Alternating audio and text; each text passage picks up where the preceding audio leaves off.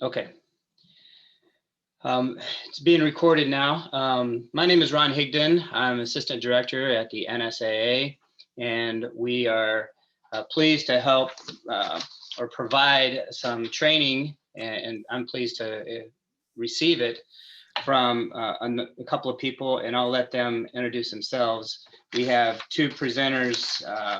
First one is Lindsay Darnell, and then Cody McAvoy, and they will be the ones that are spotlighted when they're presenting, but there is some closed captioning that you can read below, and then we also have some people that are going to help them verbally so that we can hear them as well. So interpreters. I'm sure I screwed that up too. I apologize for the lateness, but I think we have it squared away now. So I'll turn it over.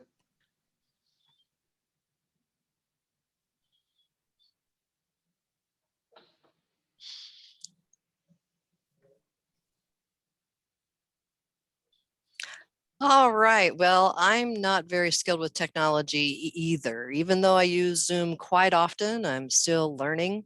I don't want to click the wrong button and cause that World War III. All right. Hello, everyone. And thank you for giving us this opportunity to come and provide a presentation and training to you. My name is Lindsay Darnell Jr. I am a consultant and I provide trainings and workshops throughout the United States. All right, well, let's go ahead and get started. And I'm going to do a share screen. After my presentation's over, we'll turn it over to Cody and I'll let him introduce himself and let's get rolling.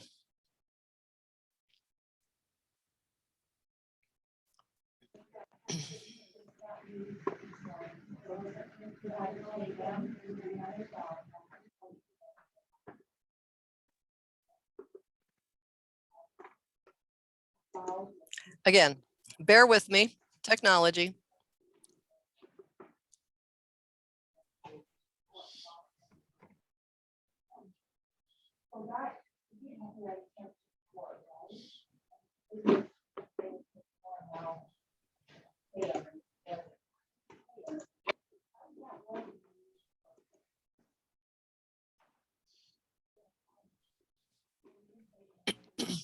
All right, everybody able to see the PowerPoint that I have shared on my screen?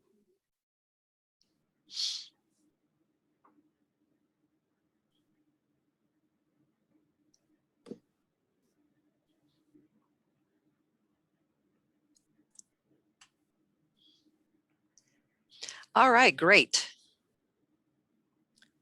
So I went to the last slide. Why did it do that? Sorry, hang on.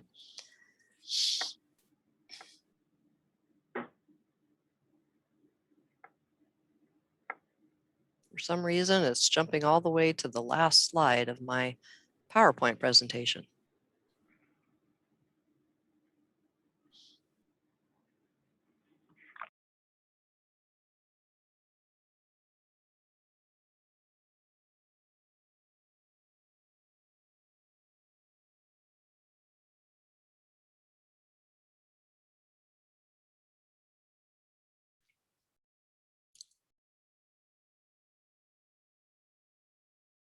Okay, oh, finally. Sorry about that.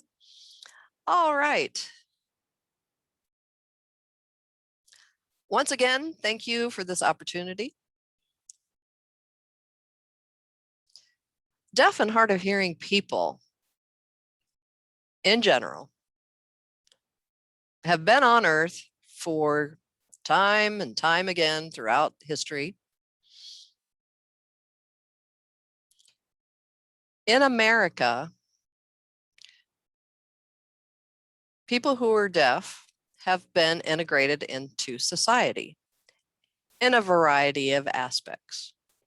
In Americans' lives, deaf people have always been there.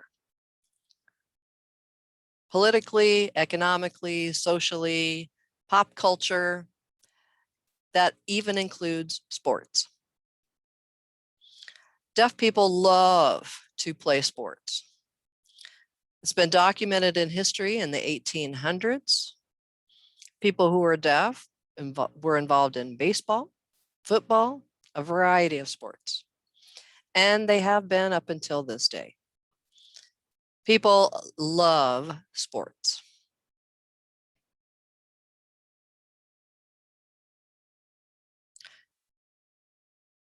Sports are an important part of the deaf community. They receive opportunities for deaf youth to be involved in sports. For one example, we have the Great Plains School for the Deaf, Schools for the Deaf. You see that logo. And that's an interscholastic athletic association. And there are more, but this is one. Great Plains is a regional event. Schools for the deaf compete against each other. There are 8 different schools that compete. There's a West Coast group. There's a Mason-Dixon group. So a variety of associations where deaf students compete in a variety of sports: cross country, football, volleyball, basketball, you name it, they've got it. So those who graduate then, there are other opportunities to be involved in sports once they graduate from high school. This is once they're graduated from high school, there are other athletic associations. The one that I just showed you, the one that I'm showing you now, is just the tip of the iceberg. If you go to a website entitled Eric, E-R-I-C, Hamlow's Deaf Sports Logos, I'll tell you what, Eric Hamlow has collected a variety of logos that represent deaf involvement in sports. And within each logo, there's a link to the historical information about the organizations, all the way from school to international organizations throughout the world. The reason why this has been founded is similar to the Negro League in baseball back in history, when Black players weren't allowed to play. During World War II, when men went off to serve in the war in other countries, they established that women's baseball league. They did the same thing with people who are deaf. They wanted to play, but they were not allowed. So they created their own organization to compete against each other and be involved in sports. That's another reason why it's important that, because in our everyday lives, people who are deaf experience barriers. And in sports, it's almost the only way that deaf people can play against people who can hear on a level playing field.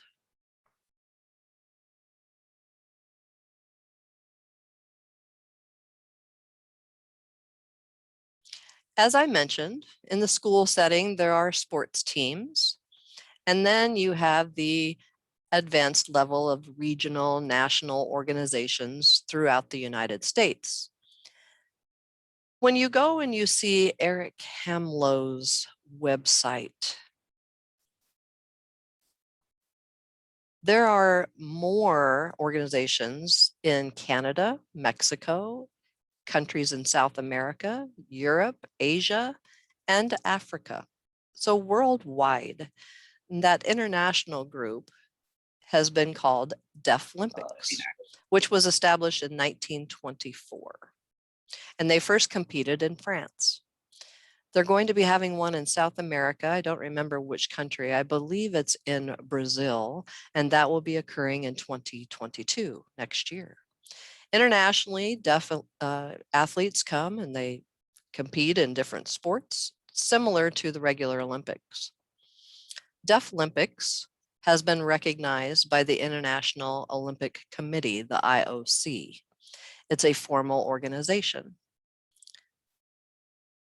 People who were deaf wanted to be involved in the Olympics, and it was difficult. And they asked to be involved, and they said, well, you could just go to the Special Olympics.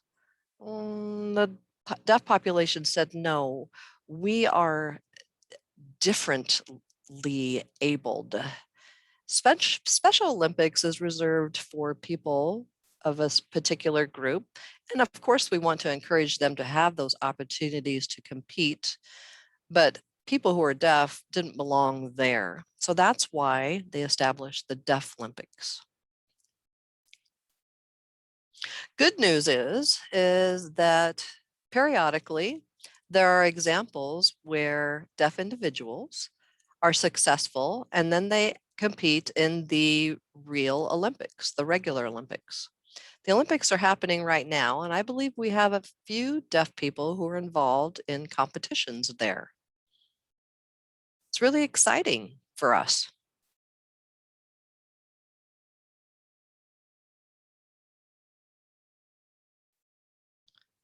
On a local level, we had in the past the Nebraska School for the Deaf, which was founded in 1869.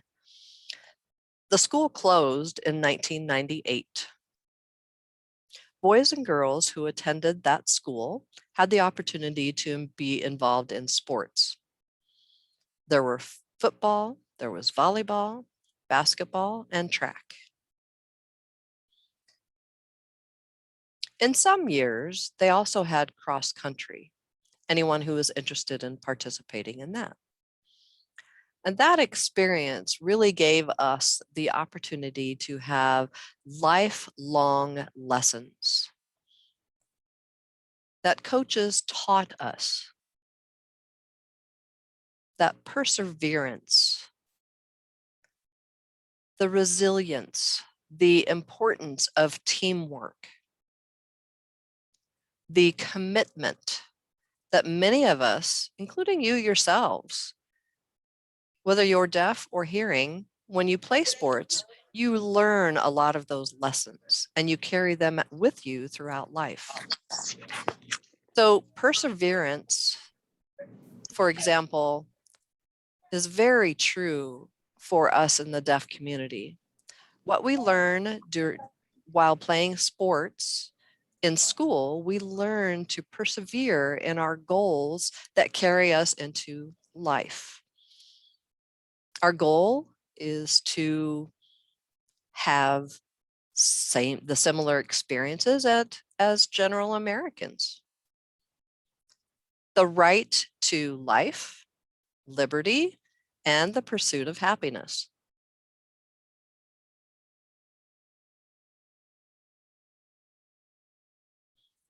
At the Nebraska School for the Deaf, NSD, in 1931, if you see this picture here, this team had a feat that no one probably would ever have predicted in 1931. The boys won the state basketball championship. It was during the Depression years. And that particular year, if you look at the year prior to that, 1930, Crete School was favored to win the championship, but they lost. So then in 1931, Crete was again predicted to be the champions.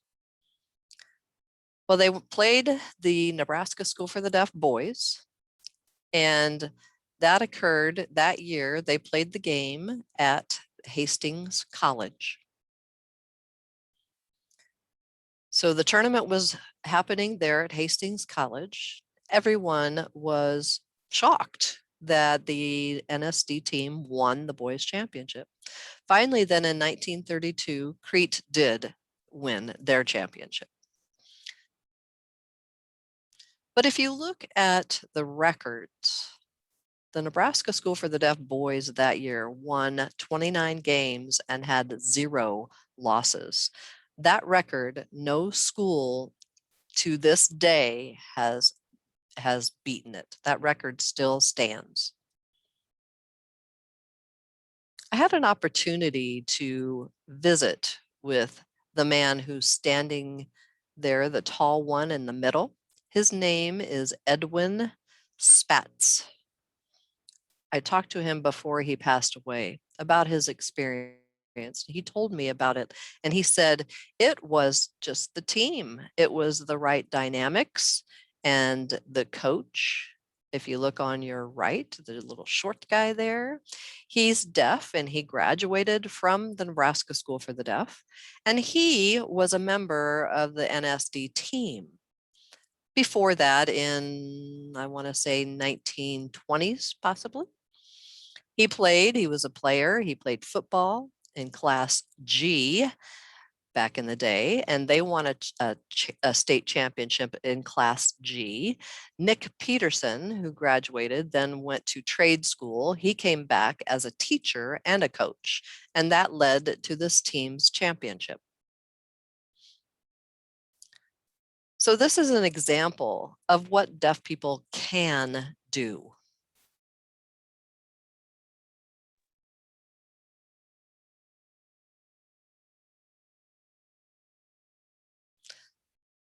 So now I'm going to brag a little bit about me. Yes, I did play. As you can see, those arrows, that's me, number 80 in football, and then number 42 in basketball. And that was back in the 80s. But that experience was wonderful for me.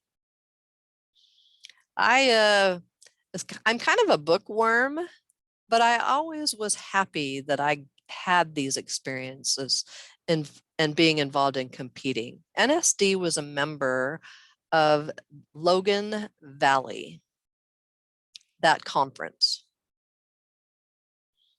We played against schools like Snyder, Prague, Boys Town, Brownell, Talbot, several other schools. Bancroft, Rosalie, many of those schools now are combined, and that was a different time. We played against small towns, and they were good. But we really showed them what people who are deaf can do. One year, it was the fall of '83. I was playing JV, and we were playing, I believe it was 3 towns, and it was at their homecoming game. And we defeated them. That year, we called ourselves the Homecoming Busters.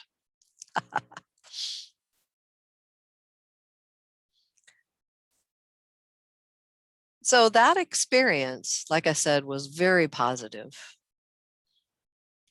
But as a deaf individual, we do have experiences that are not necessarily only occurring in sports, but in life.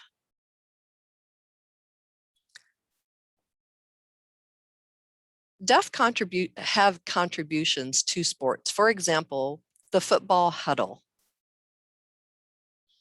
It said it was created by a man named Hubble, who graduated from Kansas School for the Deaf back in the 1890s. He played at Gallaudet University, the only liberal arts college for deaf people in the world, and it's located in Washington, D.C. He played football there. And he noticed the opposing team was trying to catch their plays that were being signed, and they could see. So they huddled up to hide their plays, and that's how the huddle started. It was created by a deaf person.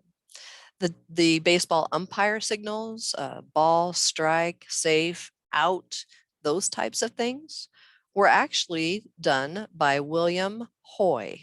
He was a professional deaf baseball player from Ohio back in the 1890s and 1900s. Now to this day, we actually have a movie that has come out about William Hoy, and it's called The Silent Natural.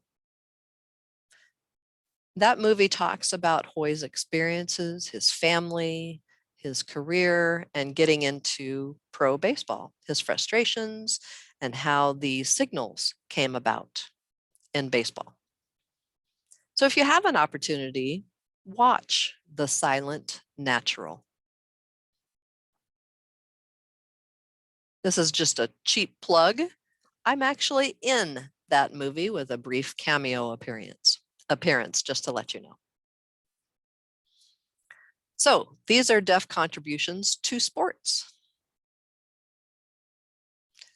All right, so now some myths that we experience. That all people who are deaf can read lips. I mean, to tell you the truth, I have arranged, there's people who are very skilled to people who have no skilled. But I can tell you that it doesn't matter if I have a skill in lip reading or not. All of us can read, quote, "Can you read my lips?" That particular sentence. That sentence we have been asked over and over and over again. So we have become skilled in reading that one sentence.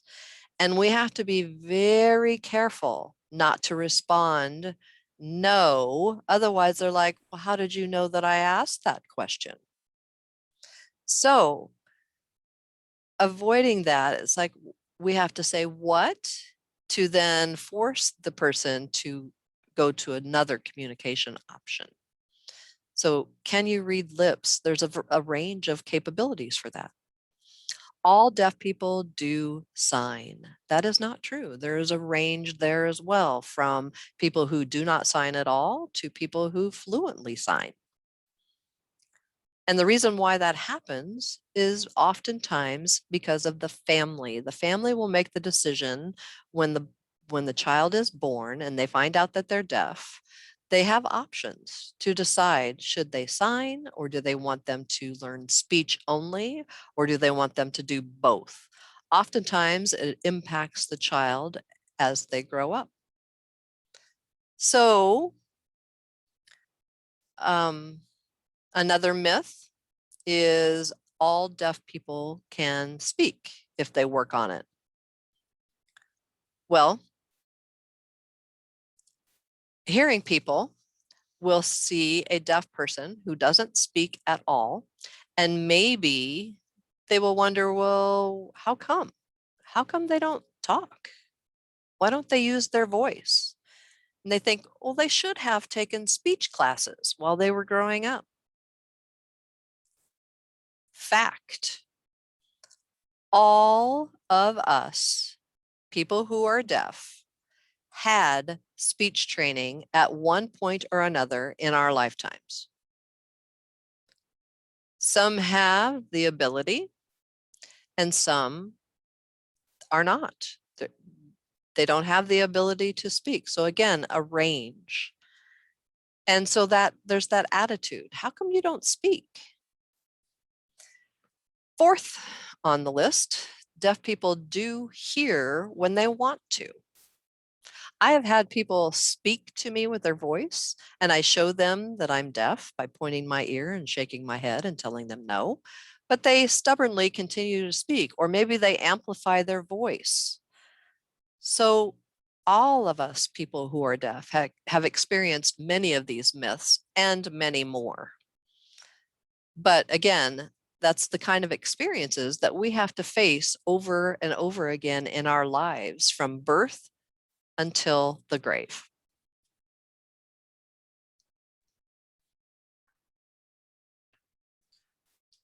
I also wanted to share some other facts with you.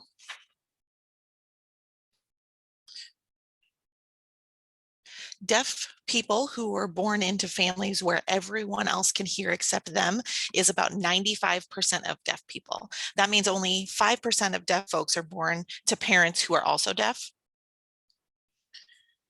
So what that means is that 95% of us who are born into families who can hear, excuse me, automatically are born into an environment that is what we call a hearing environment.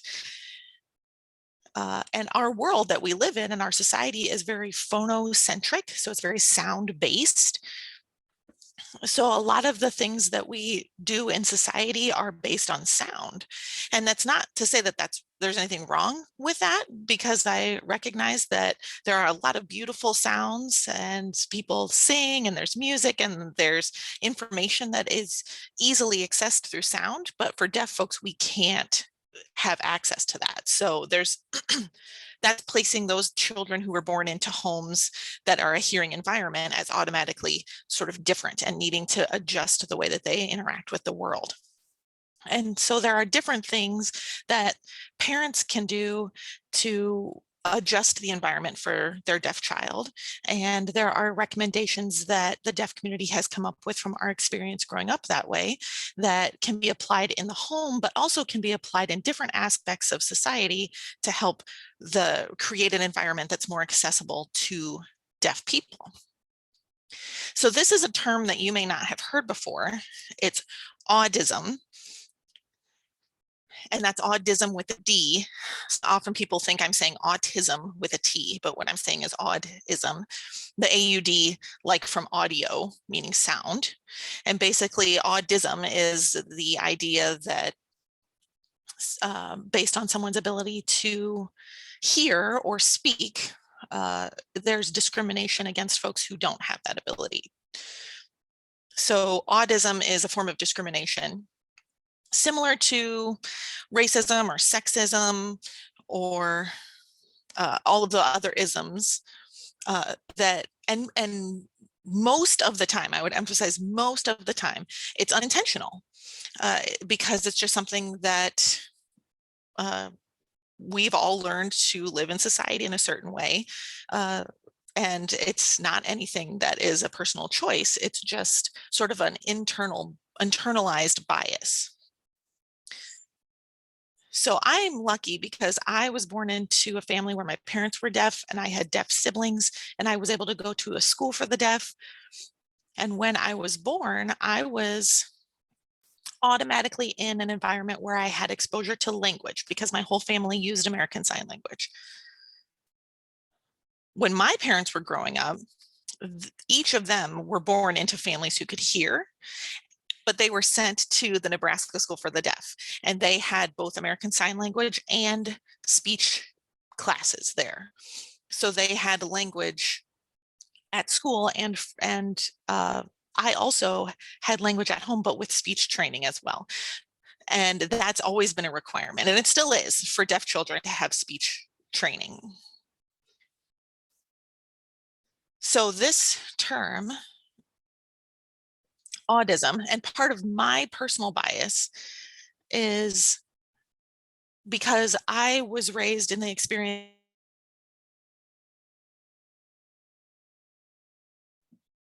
of being in a small town. My father owned a barbershop and his own business. And so when I chat with other people, I have to be cognizant. I have to be aware not to impose my personal biases on others. And so I'm glad. I mean, I went to school from home. Everything was very white centered. And then when I went to Gallaudet University in Washington, D.C., studying government, I met a variety of people from different backgrounds, diversity. And so it was really a learning experience for me, how the things that I say and how I say them and how I behave to unique particular people. I had been called out many times. I had to learn and adjust. And so that's when I decided, okay, bias is fine as long as I don't impose my biases on others. And so this is the idea of hearing being superior over others based on their ability to hear. The phonocentric bias that is in people's minds. This is the way it should be. And I know many of us, people who are deaf, even now, the opportunities for cochlear implants, devices like hearing aids, people have those, but there's also a group of people who are deaf that choose to not avail themselves of any of those devices. But Audism and the bias with it has an influence on our lives. For example, in employment, there are a lot of people who are deaf that want to apply for jobs and they're not hired. They go from place to place to place, and it's because they are deaf. They view a person who is deaf as seemingly somehow being deaf affects their ability to do the work. And so they decide not to hire them. The number one problem, I believe, that appears in deaf people's experiences in general is communication accessibility. So discrimination, that autist discrimination is clear.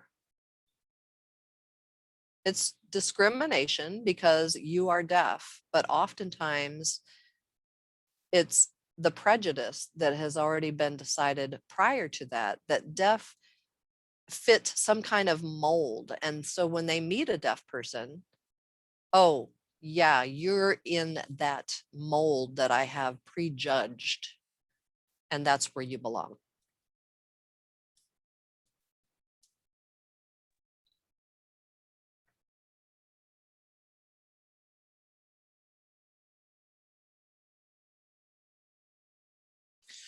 So we did some myths, and I have some other facts.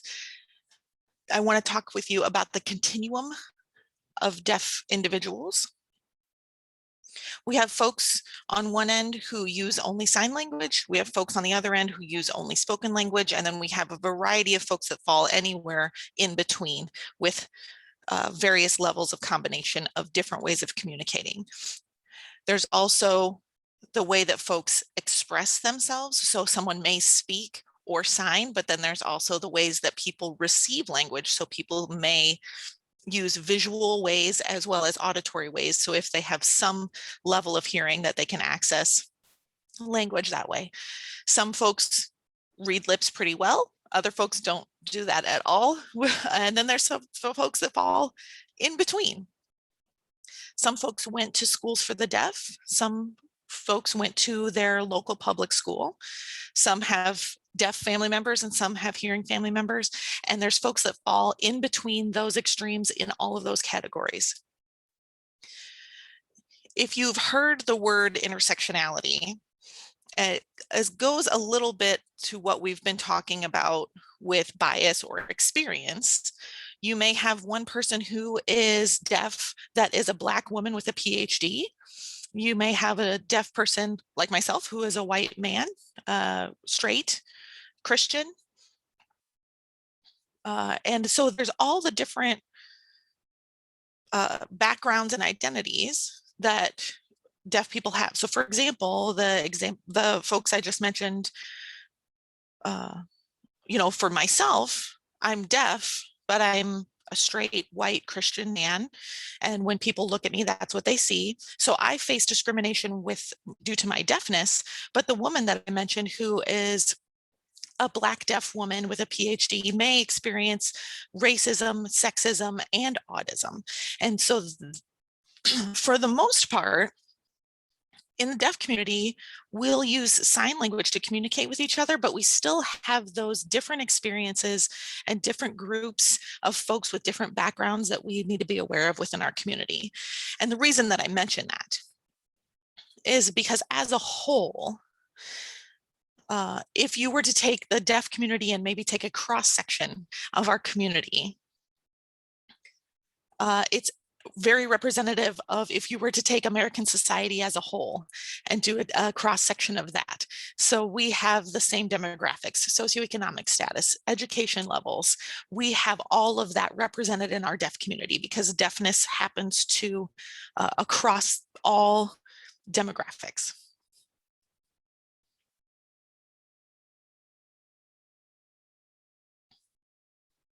So going back to what we had kind of talked about just a moment ago about unconscious bias. Basically, that's an attitude that leads to behaviors that impact certain groups of people. So I'll give you an example from history. There is an organization called the National Association of the Deaf. It was founded in 1880. And the reason that that association was founded is because they wanted to protect the rights of deaf children to be able to use American Sign Language. There was a movement at the time to remove sign language from schools and not allow deaf people to use it. And it was actually pretty successful because we still have folks who are trying to eliminate sign language and prevent deaf children from learning sign language. And unfortunately, those folks are all not deaf. They're all hearing people who are trying to do that. And the National Association of the Deaf still stands today and has been able to preserve American Sign Language for our community. But the reason why those folks were wanting to end the use of sign language is because of their implicit bias. They were trying to force deaf children and deaf people to be more like hearing people by using spoken language and not using sign language. As I mentioned before, my family, my parents, my brother and I are all deaf, but we all have different levels of residual hearing. My mom and my brother have no hearing at all. My dad has some hearing. So he's able to access sound, like loud noises and things. He can't access spoken language. He doesn't have that much hearing. So then that, of course, impacts our ability to speak. My dad, because he has some access to sound and because he grew up in a hearing family, he can use his voice pretty well, but he chooses not to speak. My brother and my mom, because they don't have access to sound at all, they don't speak or use their voices. And so the point is, even within our family, we have that variety of different levels and different reasons. And those folks who want to end the use of sign language and force deaf people to read lips and to speak is because they don't understand about the variety and difference within the deaf community and the value of our language for us to be able to access the world around us in society. So I am heavily involved in the National Association of the Deaf, and we have a deaf community that is at the national level. And because I've been so heavily involved, that community is very tightly knit. And so I always try and keep in mind my own biases and my own kind of prejudices that I've grown up with because of the family that I grew up in and the state I grew up in. But functioning on the national level, I have to be aware of that. So it's important for all of us to do that as well. So speaking of the national deaf community, you may have heard about deaf culture, and that can sometimes throw people off. The word culture can kind of freak people out a little bit. But basically, the reason why it throws people off is because it doesn't fit what I had mentioned about the mold that deaf people or that hearing people think that deaf people fit into.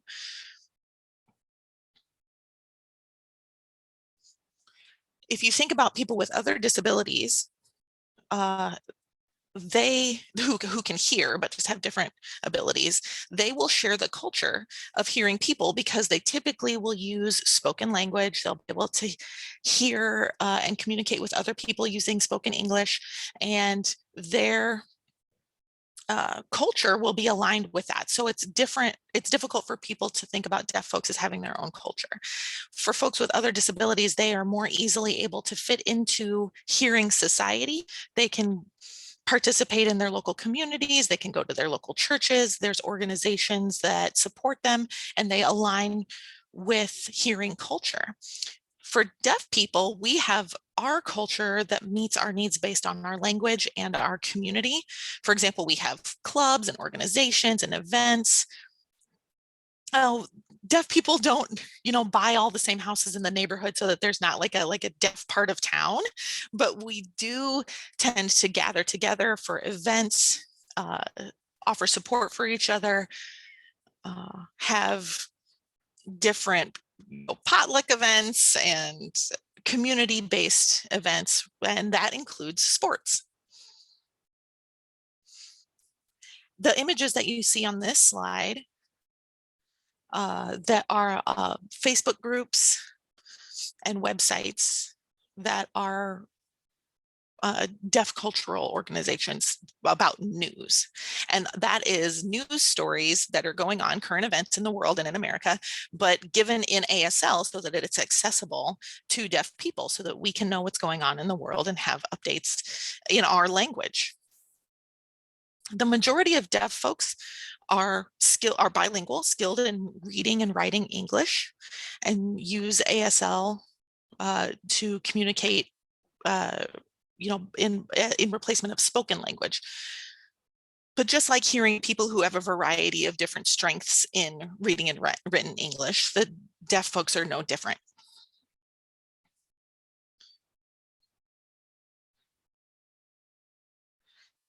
There also is something called language deprivation, which happens to deaf folks to varying degrees.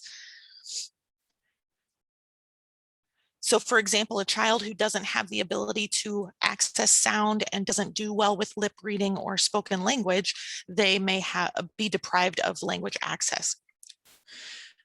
So that can also impact their ability to read the written word.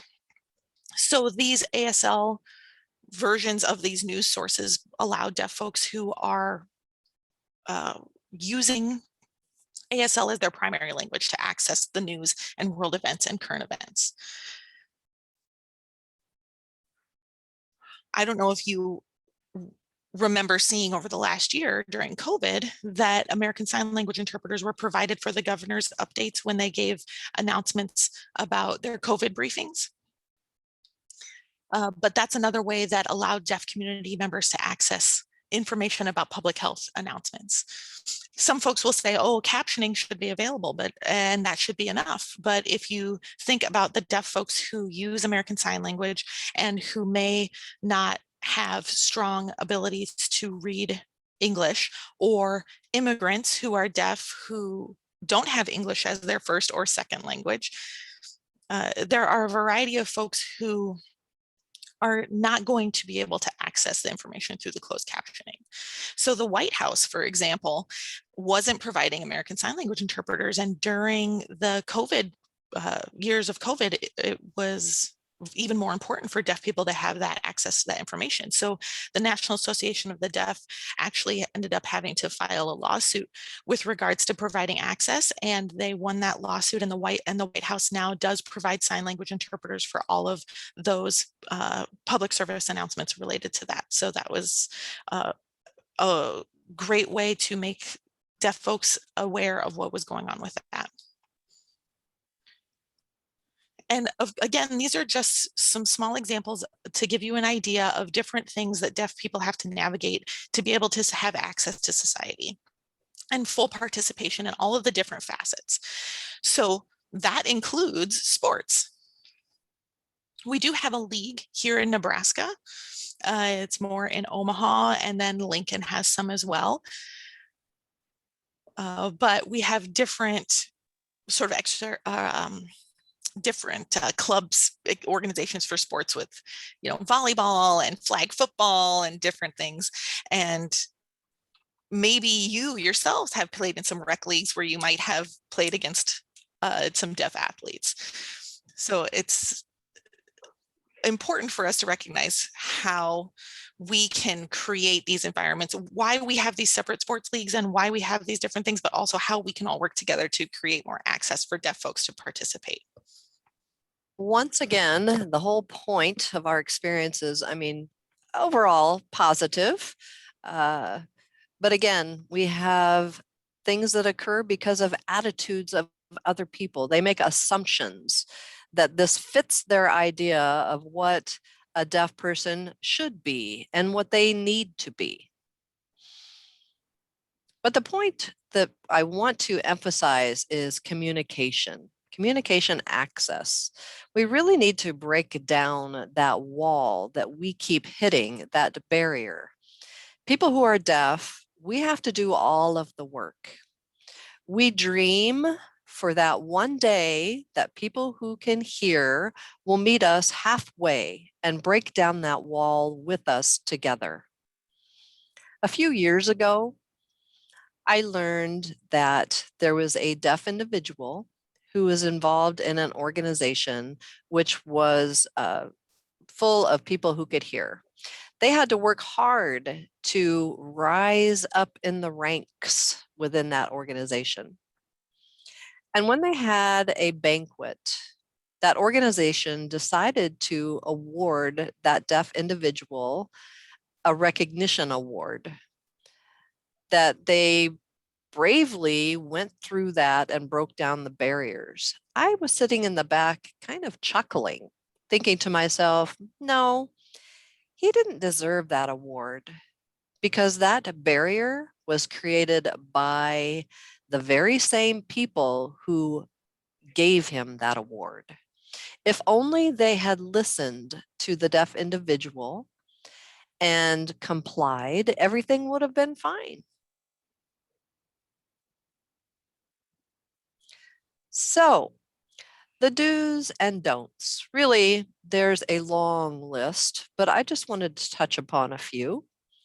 Do ask. Simply, how do you want to communicate? Just don't assume.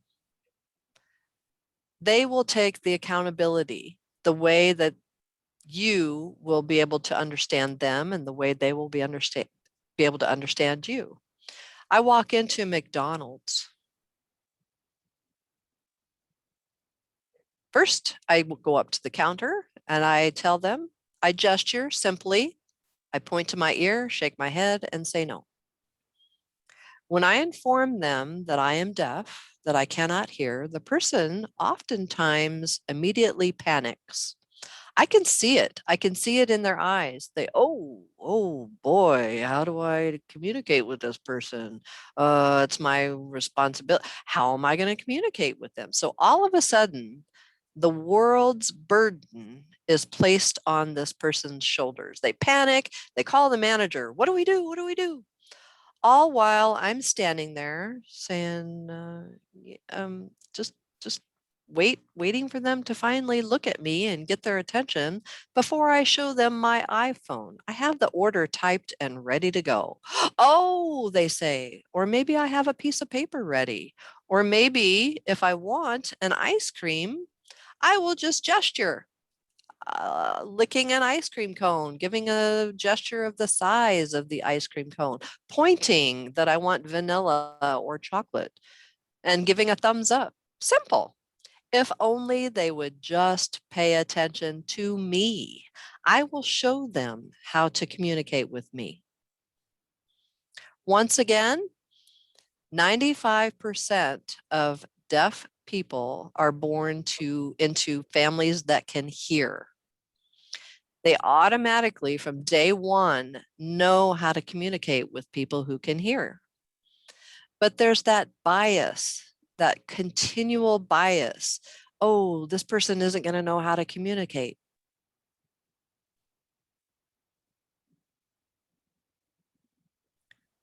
Funny thing about bias that I want to mention. Why are there biases? Why do they appear? It's because of our brain's desire to categorize information. We want to be able to understand information. So oftentimes we set that information into categories and then people show up and then we try to explain why they are the way they are to satisfy ourselves.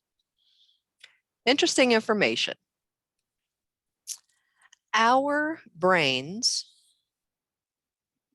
receive 11 million bits of information per second. Think about that. Think about that 11 million bits of information. But our mind, our thinking mind, can only process 50 bits per second. That is a part of what causes bias. And that's what causes problems. So it's our brains that affect our behavior, our attitudes, and things like that. So again, ask, don't assume. For example, I learned some Mexican sign language. It's called LSM for short. I learned some of that. So I'm able to communicate with some people in LSM, just very basic survival type signs, right? And then a person from South America came up to me who is deaf. Well, I automatically assume that I'm going to sign to them in LSM, and they don't understand. It's because maybe they're from, I don't know, the Dominican Republic or Colombia, which has their own sign language. So, automatically I have put basically my foot in my mouth. But for me, of course, in the deaf community, it's our hands in our mouth, right? Anyway, so there's that faux pas, oops, because I assume that they're from a Spanish speaking country, Central, South America. I assume that they're going to understand LSM. I have to remind myself, okay, maybe you're from Colombia. All right.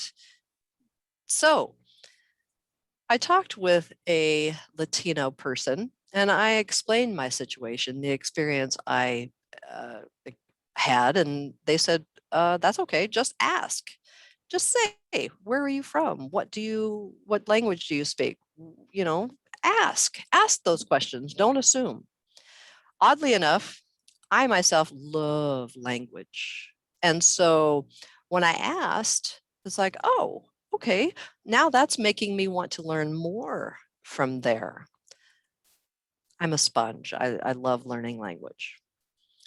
I want to show you something really interesting. For example, here in America, I can spell my name, Linsay, right?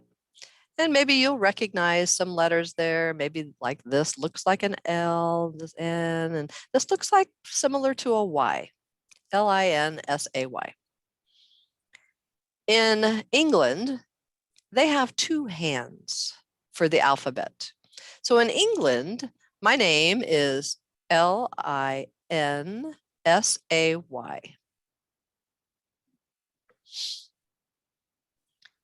In Sweden, my name is, let me think here, Linsay.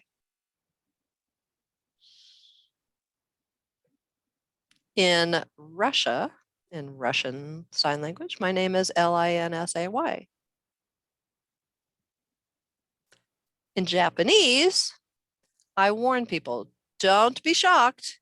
It's how they do their alphabet. It's their culture. So I'll show you my name in Japanese. Linsay. Ooh, did you see something there? And so from asking, you learn so much more. So I have committed myself to continually to learn and not assume. So that's my biggest piece of advice. When you're working with a person who's deaf, or you have a brief encounter with someone who's deaf, just ask, don't assume. So, questions to ponder. You want to make sure that our bias, how do we get rid of some of those biases? It's important to identify them, unpack, analyze, maybe not 100% get rid of them, but just keep them in check.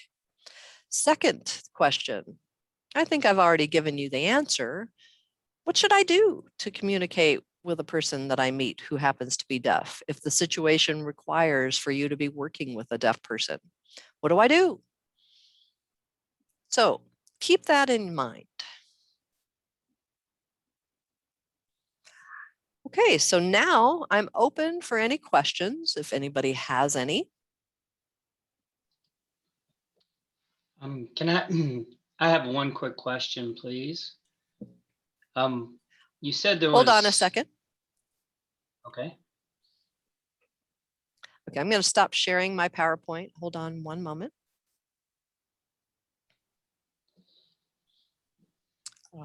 Just a second.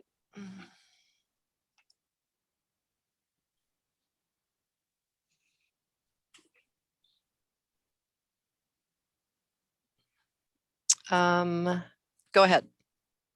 Okay. You said there was still entities that are trying to not allow American Sign Language or sign language. Could you expand on that just a little bit? I'm just curiosity on that one. That one seems odd to me.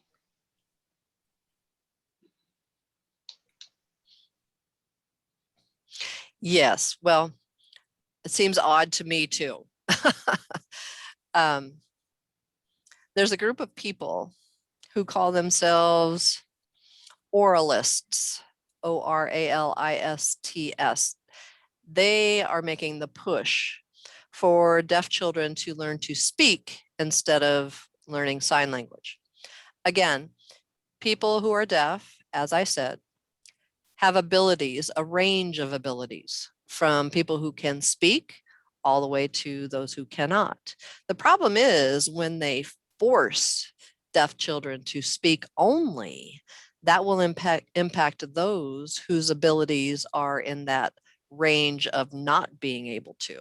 And that's where language deprivation occurs. That movement started in the mid 19th century. And it was really enhanced by Alexander Graham Bell. That organization is very active and still is to this day. Their agenda is still to push for oralism over sign language. For people who do not sign, obviously, one of those who has the ability to speak and can, barely get by and maybe not experience language deprivation, but then the rest experience huge language deprivation. So it's their communication philosophy. And my personal opinion is I believe that they're continuing to bring this about because of social Darwinism. They believe that the world should be from a white male's view. And so what happened in the 19th century with slavery, and which led then to segregation and, not allowing women to vote and subjugation of Native Americans, all of that, including deaf children and oppressing their rights to the language of ASL. And it's that attitude is still being passed on even today, even here in Nebraska. Wow, thank you. You're welcome. Any other questions? I have a question. So we work with children and young adults, and during the events that we work, they have a coaching staff that is on the perimeter of the mat. So they're always within 28 linear feet of the participants. And the officials, when we're working with the young adults, normally will position themselves so they're in a visual setting. But naturally, when you're wrestling, they tumble around, they're encircling and so forth. So there are numerous times where the visual opportunity is lost by the participants, but the coaching staff is certainly always within an angle where they would be able to see both the participants as well as the officials. So they're kind of seeing everything. And in your presentation, which I really enjoyed, one of the things you said is you need to ask. I guess for my question is, should we be asking the participants, or should we be directing our questions to the coaching staff? That would be my question. Very good question. I think it's a very important question.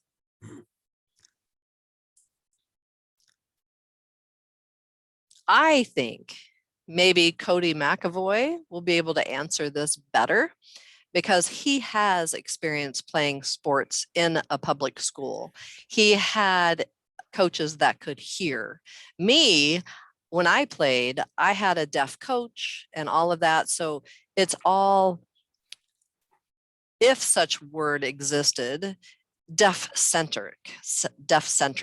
So everything's visual. At football, we knew when what the football call, when it was going to be snapped. During basketball, we knew when the referee blew their whistle for traveling. We stopped and we looked. People often thought, well, how did they hear the whistle? It wasn't that. It was our intuitive peripheral vision. If we see all the players suddenly stop, oh, we're going to stop too. It may be just a millisecond later, but we're going to stop too and look around and what's wrong? Oh, travel. Oh, okay. So now going back to, I want to talk about the experience of an individual before I turn it over to Cody to answer your question. Again, the dynamics of the coach and the player, that may vary. I can imagine there are some that are very good. And what I mean by very good is the dynamics relies on the deaf student's lead. Again, the continuum. So maybe we have a coach that can hear. That's the center of the dynamics. And so obviously, whoever's on that continuum, that coach, they have their own view, their own bias, if you will. And so they take responsibility to communicate everything. So the deaf player just accepts that and follows along. To the other side of that continuum, where the deaf athlete says, no, I'm handling this. And the coach says, okay, yeah, it's all up to you. So as an official addressing this situation, I think I'll let Cody answer. Should you ask the player? Should you ask the coach? Should you ask all of the above? Cody, do you have an idea? This is Cody. Yeah, I think that oh, sorry, my screen switched a little bit. So let me make sure that, okay. Yeah, I agree with what Lindsay said about spatial awareness and visual acuity for the deaf student does make a big difference for the deaf athlete. But my experience is different than Lindsay's, that I went to school where everyone else was hearing and I was the only deaf athlete there. So I really had to be very clear about what my needs were as an athlete, and my coaches were very supportive. And I was able to talk with my coach and set up what I needed. For example, when I was a wrestler, I talked with my coach about where the coach should be placed, about where my interpreter would be, so that I could get the information and the suggestions from my coach.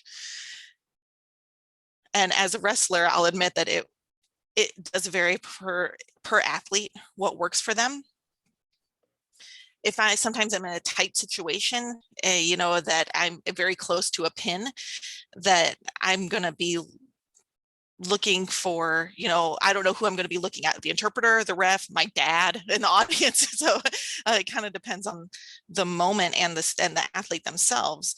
But I know that Lindsay's presentation did cover a lot about the history and the culture, about the different types of experiences that deaf people will have. My portion of the presentation, I'm going to talk about some specific examples of what I learned as a high school athlete and what things worked for me and what things didn't, and how we can maybe make broader application to other deaf students. This is Lindsay. I'm going to turn it over to Cody. Thank you all so much. So Cody says, let me pull up my PowerPoint.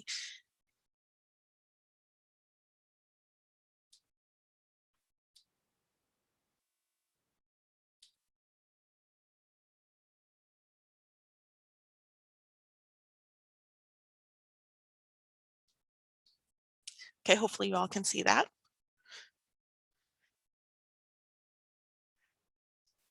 And I want to thank Lindsay for his excellent presentation about the history and experiences leading up to now. He's kind of a history buff, so I appreciate that.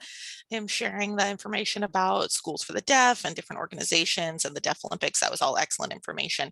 I'm going to go a little bit more in depth about my personal experiences as a high school athlete and as a deaf athlete. But first, I suppose I should introduce myself. My name is Cody McAvoy. I am a Nebraskan, born and raised. I have always been involved in athletic stuff. My family is full of athletes. I played in Pee Wee League. I played basketball, football, you name it, I was doing it. But I was the only deaf person. As Lindsay explained, the School for the Deaf closed in 1998 here in Nebraska. So deaf students no longer had one central place to go for school. So they went to their local school district, their local public schools in whatever town their family lived in. Some school districts were lucky because they might have, 6, 7, 8, 9 deaf kids all in the same school. A lot of the rural schools would have just one deaf student in the whole district. I went to Ralston, and I was there in 7th grade, and I was super excited. I was the only deaf person on the football team. And I was excited because I got my helmet and my face mask. And, when I was joining the wrestling team, I was really excited about that. So I was in lots of different individual sports. And still today, I'm really involved in a lot of different rec sports leagues, regional and national level deaf leagues. And so I am really heavily involved in that. Sports are really important to me, and I have a lot of state pride. The national softball tournament that they had this year is over the weekend. I'm super excited for that.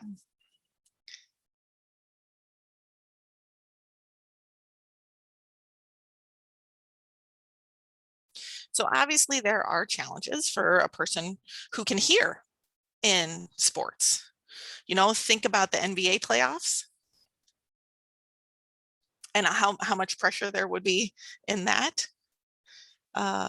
Think about all of the different pressure that comes from being on the court as an athlete. You can hear the crowd screaming, everybody counting down at the same time. All eyes are on you. You're getting ready to maybe make a free throw, and you've got all of this noise and everyone's looking at you. The coaches are screaming at you. The whistles are blowing.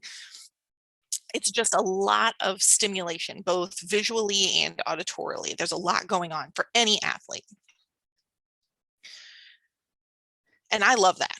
I love the pressure of being in the high stakes basketball game, and the coaches tell you, tune out the crowd and just focus on making the shot. That kind of pressure is, athletes kind of thrive on that, but it's still there. And whether you're deaf or hearing, if you're an athlete, you love that competition, you love that pressure. But for deaf folks, there are some additional challenges that we face when we're participating in sports, not only so that we can enjoy the game and compete, but so that we can excel as athletes. So as Lindsay mentioned, there have been some successful deaf athletes who have been able to compete in mainstream sports. Here are some examples of some folks on the screen. One of my favorites is a deaf player at the University of Nebraska.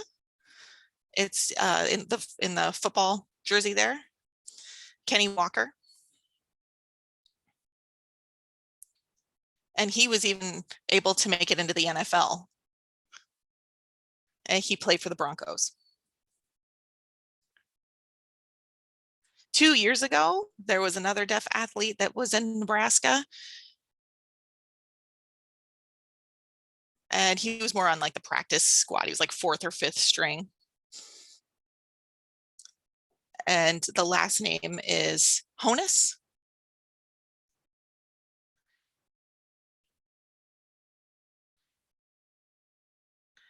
Also Todd was a wide receiver. Todd Honus, that's his name, Todd Honus. He was a wide receiver. And so that's pretty exciting to have deaf athletes play at that collegiate and professional level.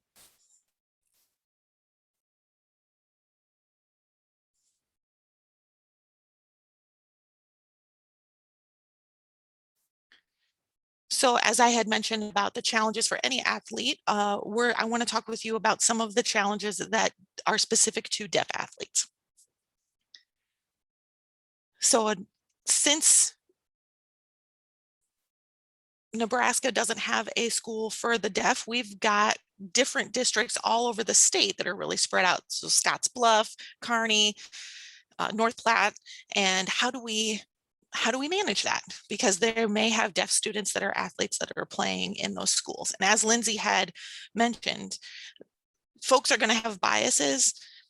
If there's coaches that are maybe have never worked with a deaf student before, maybe they've never met a deaf person in their life, and they have a deaf student at their high school now that wants to participate in sports. How can they make sure that they're inclusive on that? Because a lot of sports environments are heavily related on sound signals like whistles, horns, sometimes visual stuff like flags and flashing lights. And there are some modifications that can be made to make it a more equal experience for deaf athletes. So for example, swimming has the shot, that's the starting gun that shots it, that sounds to signal the swimmers, and it can be a little bit of a delay for the deaf swimmer to have that signal. So an accommodation that can be made is that a light can be set up in the lane where the deaf swimmer is, that at the same time that the starting gun is shot, that the light will flash so that there isn't that delay, because as we know in races like that, every second counts. Other communication barriers: if you're the only deaf athlete on the team, thinking about like a football huddle, the quarterback, everybody's leaning over, they all have their face masks on, and the quarterback is making the call.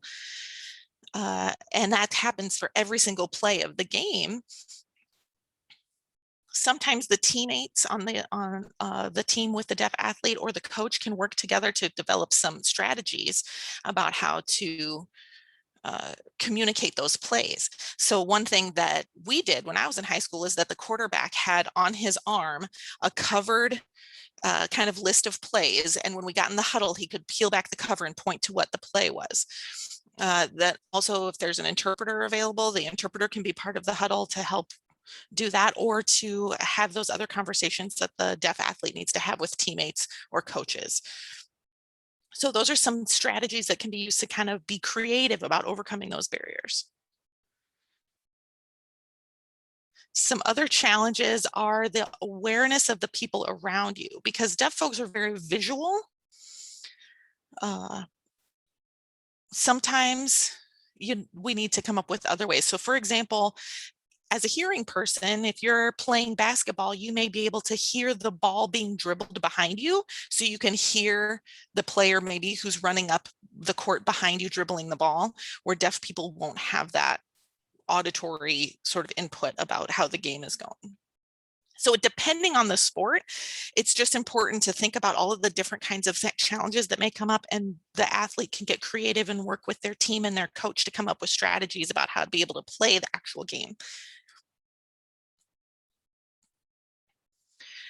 So I want to talk a little bit about my personal experience. I was, like I said, went to public school, and I was involved in athletics at my school in middle school and high school, as well as in regional and national level leagues. And so I want to share with you some of the things that have worked for me and some things that didn't really work for me.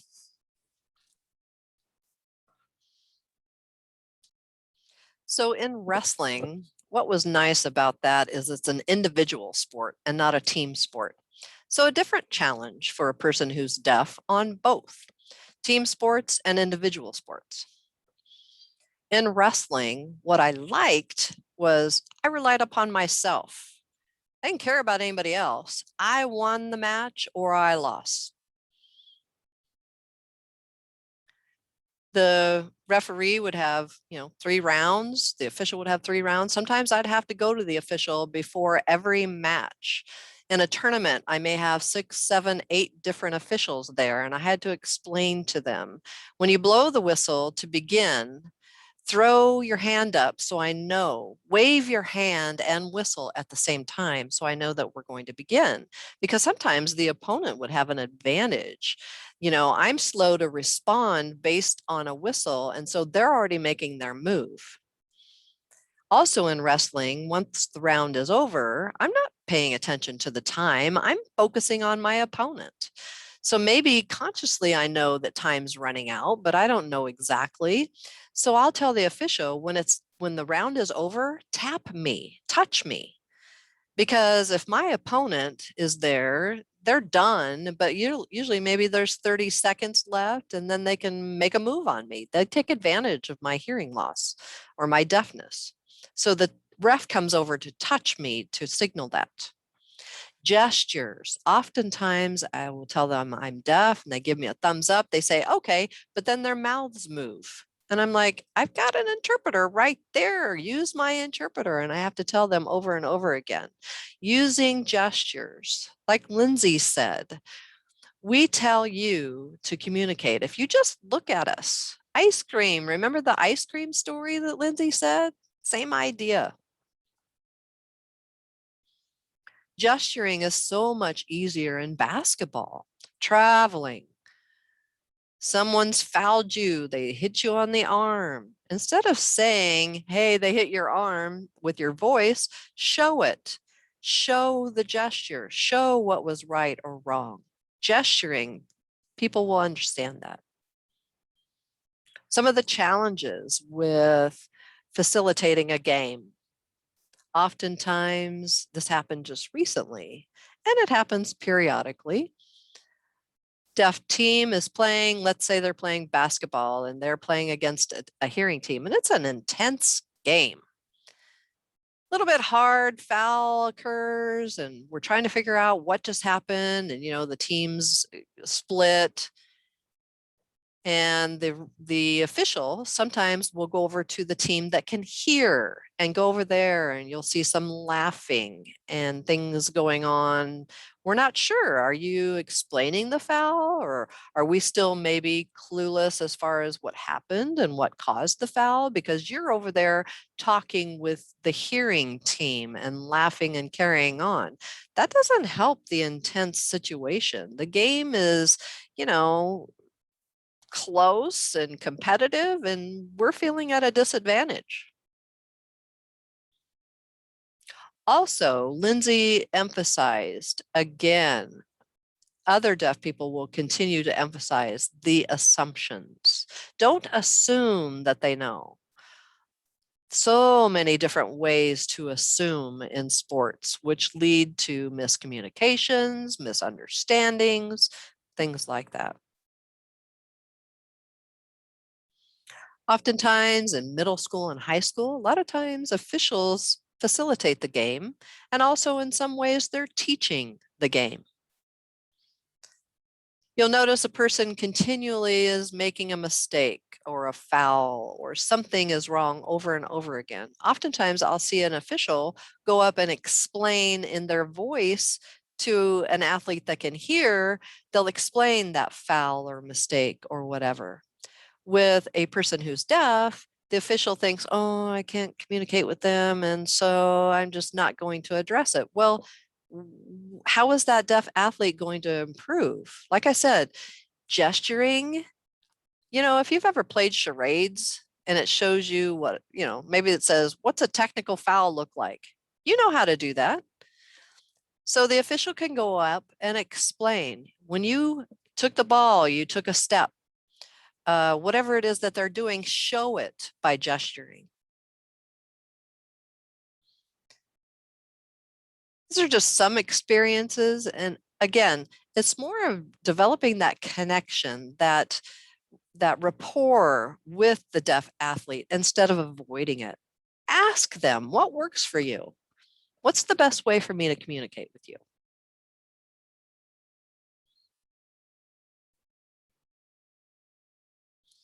Lindsay touched upon some do's and don'ts. People who are deaf and hard of hearing have that continuum, that range. Some use cochlear implants or hearing aids or nothing. Some sign, some don't. Some use their voice, some don't. People think that they're all the same. I worked with a deaf basketball players 2 years ago. Oh, I know what to do. This person's going to be exactly like them. Well, they may not be. They may have a different mode of communication. So like Lindsay said, lip reading, speech reading, maybe for a deaf or hard of hearing person, speak clearly, don't slowly. Can you read my, come on. Lip reading is by natural speech. If you over articulate, you make yourself kind of look like a fool. We're shaking our head and looking at you like, oh man. Get the player's attention by waving, by maybe tapping them on the shoulder, screaming, hey, hey. That's probably not going to work. I don't think they're going to be turning and looking at you. Maybe you want to come and talk to the player prior to the competition or the coach or both. If they take their implant off, if you talk to them while they have their cochlear implant on and they're able to understand you, that may change when they take their cochlear implant off. I have a cochlear implant, but I don't wear it in sports. It may fall off, it may break, it's going to hold up the game if I'm chasing it down the court. I can hear pretty well with my implant on, with the TV. But it's kind of like if you have the TV on this with the sound and you hit the mute button, you suddenly can't hear anything. It's the same with us and wearing a cochlear implant. As soon as we take that off, we have no sound. So one thing I encourage is just to be aware in a game, don't focus on this. They're not focusing on the sound.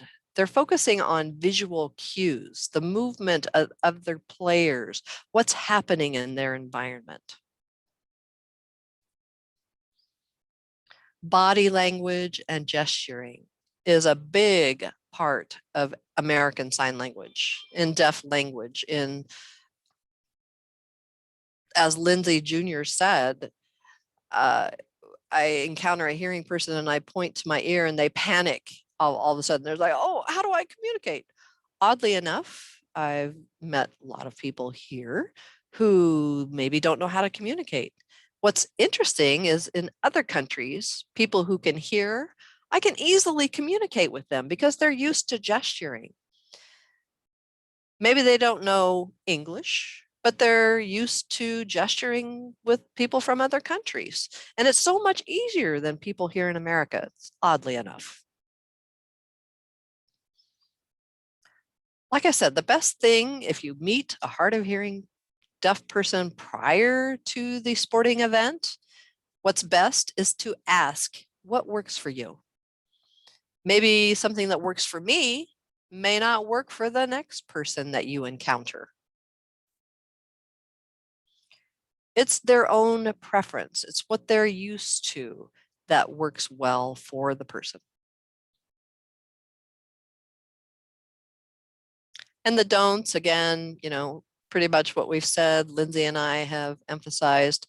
One thing there, if you keep continually having that miscommunication and then you just shut down, don't do that. Just keep trying. The person who's deaf or hard of hearing is going to appreciate that. Even if it's not effective at first, you'll pick it up. They'll pick it up. It'll work.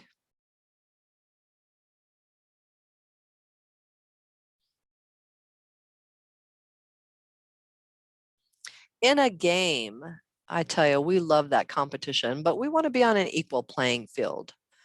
Sometimes there might be some modifications that you'll need to make, like an official throwing their hand up. I know to start the wrestling match. If you're blowing the whistle, I can't hear, and my opponent gets that jump on me. Maybe giving some extra time. Be patient working with them. If the person has an interpreter with them, use that interpreter. If you're speaking and they don't understand and you have an interpreter, just call the interpreter over. Give a little moment to clearly communicate what it is you want to say. People who can hear have access to information. A deaf athlete has the right to that same information. If not, the problems continue and you keep having to pause over and over again, nobody's going to be happy. My experience growing up, I encountered all kinds of referees and officials. Some were awesome and some I'm like, oh no, we have this official. But what I noticed, my favorite personally, are those who are themselves, the ones that grew up loving the game. They have that personality. They like to joke around, they smile, and they interact with everyone. Those are my personal favorites. Also, what's important is to make sure that there's understanding. They may walk out and give you a thumbs up. Oh, does that mean you understand me? Does that mean, okay, sure, yeah, sure, okay. Or does it also mean, is this what you want from me? That thumbs up. There are other sign signals that have different meanings. So that's something you want to be cautious about. Make sure that the person understands before you proceed. Use descriptions. The score, point to the scoreboard, color of their uniform, things like that. That player right there, look at that player right there. Using descriptors.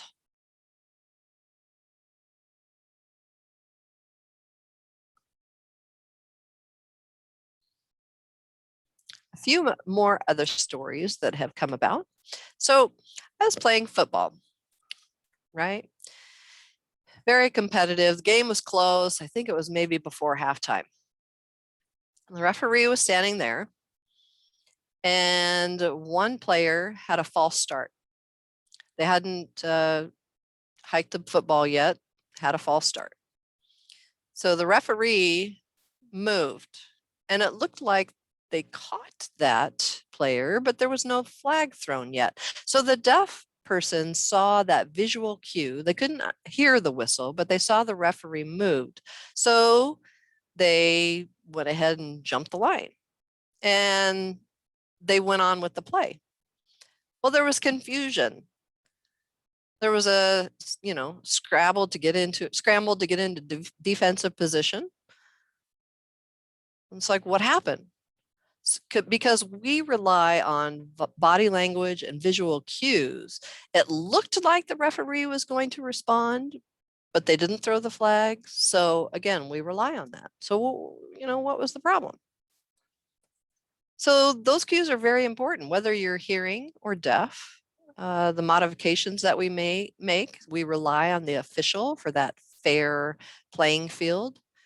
And for us, we rely on movements of throwing a flag, a foul, body language. We're constantly monitoring those types of things.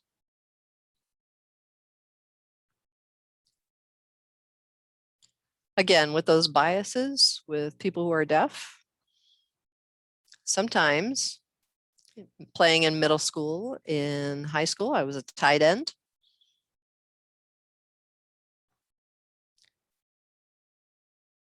And there are not a lot of pass plays to the tight end, right?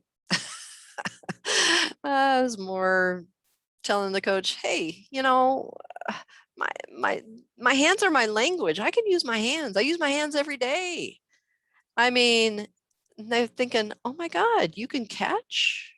Again, that bias. Maybe they don't even realize people who are deaf, their language is their hands. Their hands might be pretty talented. Just keep that in mind. I mean, you know that movie, The Replacements? There's a picture of a deaf guy there. He won the touchdown in the last part of that game. The Australian kicker who smoked and drank, and the washed up quarterback, and the deaf tight end. I mean, there's a lot of players in that movie that kind of represents us. You know, that we were past the ball and we got the touchdown.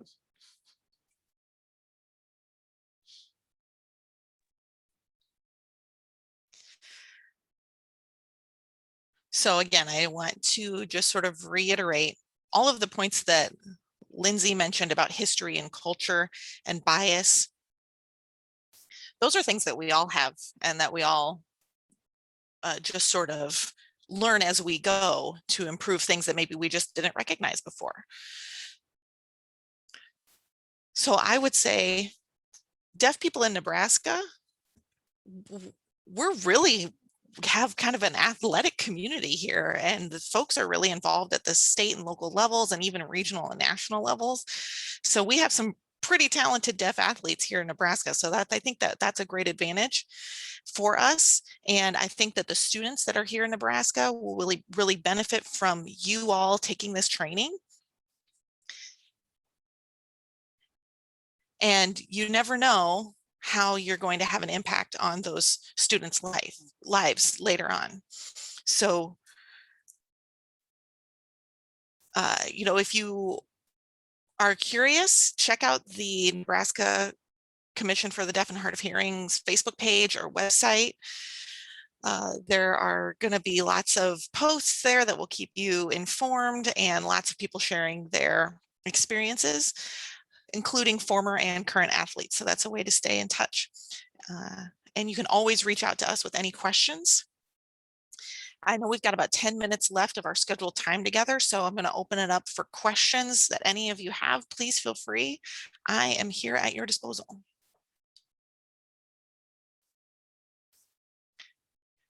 For either myself or Lindsay. Cody, I have a follow-up question. So I don't know if I really understand. I want to make sure I understand. So we have, I think it's awesome that you wrestled, because this is great, because you understand our sport, for lack of a better way to describe it. So specifically, we have contestants that are participating in the wrestling match, and the coaches are watching the event and they're taking in everything, where the participants they're not going to be able to take in everything because they're not, you know, angles and things like that. They're not going to have visually be able to see the official at all times, where the coaches physically can.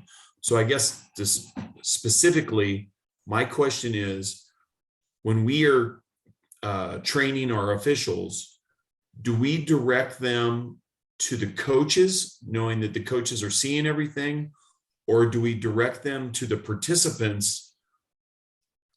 I guess that's my question. What's the best method to make sure that we're all on the same page at all times?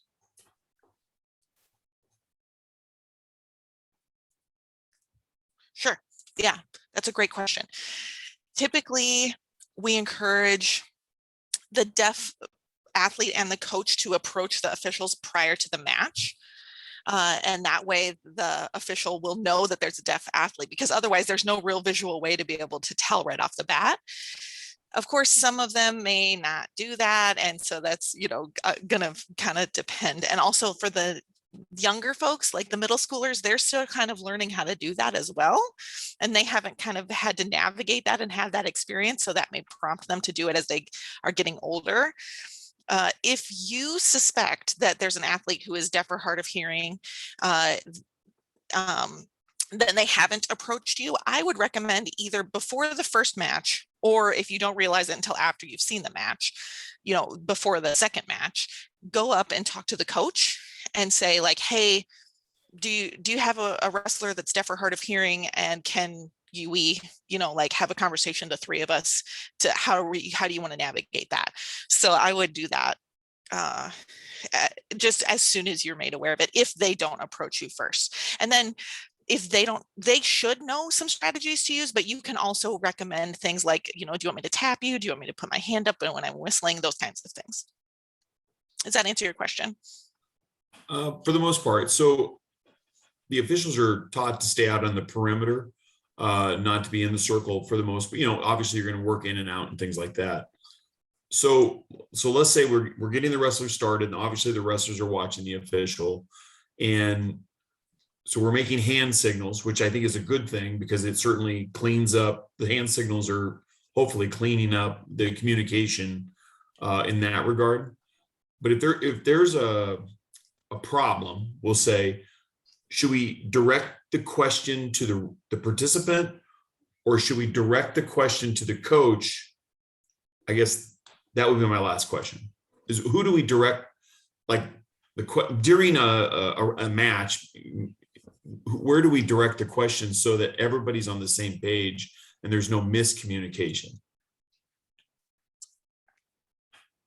I would ask the wrestler, just as you would for, like the hearing wrestlers, and you can talk to them about what style they use or clarify those things if they have preferences. When I was growing up, the coaches had their way that they wanted me to do stuff, but I had things that I preferred to do as a deaf person that just worked for me. And so I would say, if you would ask the question to the hearing wrestler, ask if it's that kind of question, just ask that to the deaf wrestler first, and then use that as sort of your first option. And then if you aren't getting the clarification that you need, or it's not going well, then call the coach over and ask for some kind of clarifying intervention there. But I would always start with the athlete. Thank you. That I appreciate that. I see that there's a question in the chat, so let me pull that up.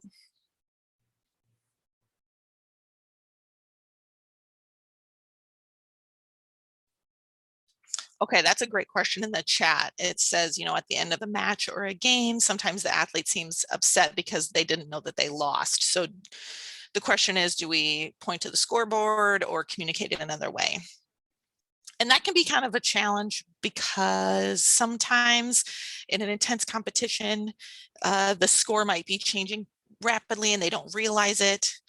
My perspective on that is, in a situation like that, if the opponent or the other player is getting a point, I would maybe, you throw up your hand with a 2 and maybe green. And then that shows, there was a 2-point reversal.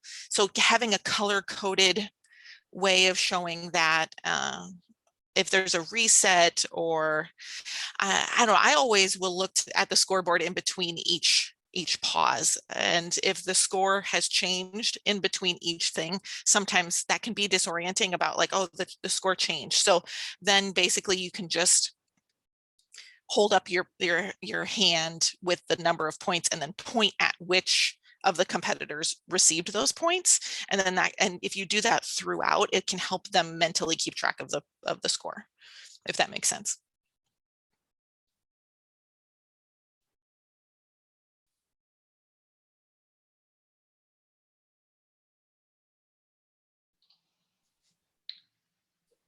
Are there any more questions? Oh, go ahead. Go ahead, Cody.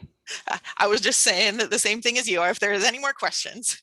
If there's any more questions, please ask now.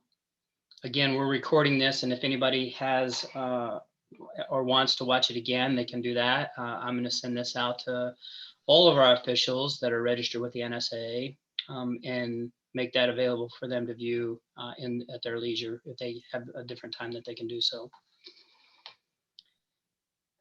From the NSA perspective, I just want to say up front that John Weibel and his organization and the people that we've been working with throughout the last 6 months have been fantastic to work with. They've been very accommodating. They have helped us with education. The whole goal is for us to do better, to get better, to continue to get better in all aspects, and dealing with deaf athletes and or deaf coaches is something that we will strive to do better and continue to improve both experiences. And I think that Lindsay and Cody both have been, I learned quite a bit today. I'm sure that other people have learned some things that I was completely unaware of. So when I used to do wrestling clinics as a coach, I would always tell somebody, if you just take one thing out of it, then it was worth your time. And I feel like there was a lot of information, a lot of stuff that we could take from this. And I personally have taken some really good stuff from it.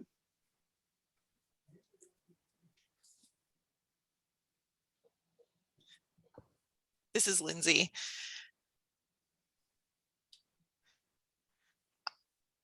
I also have some experience with working with younger folks and to teach them leadership skills. And I will often say, you know, how do you measure if a person is a good leader or not? And I usually will open that question for them to discuss. And I tell them that I measure a leader by someone who is always looking for ways that they can improve. So I really want to commend and applaud the NSAA for pursuing this information and working towards that consistent improvement. So good on you guys. Thank you very much. We appreciate it. Excellent. And I want to thank everyone so much for attending today and giving us some of your time. And we really appreciate you and all that you do. Us as well. We thank everybody that was attending the meeting. If you have any further questions, direct them to me in my email. And then if I need to reach out to Cody or Lindsay, then I'll do so. I can, if you, Cody and Lindsay, if you guys don't mind, I have your email addresses. I can send that out when I send out the link. And if they have any questions, they can contact you directly, if that works. Cody says that's great with me, and Lindsay says, yeah, absolutely, that works. Okay, fantastic. Well, thank you. Thank you for your time and everybody's efforts in all of this. So we appreciate it, and I hope everybody has a great day. All right, have a great day, everybody. Thanks Yeah. again. Goodbye.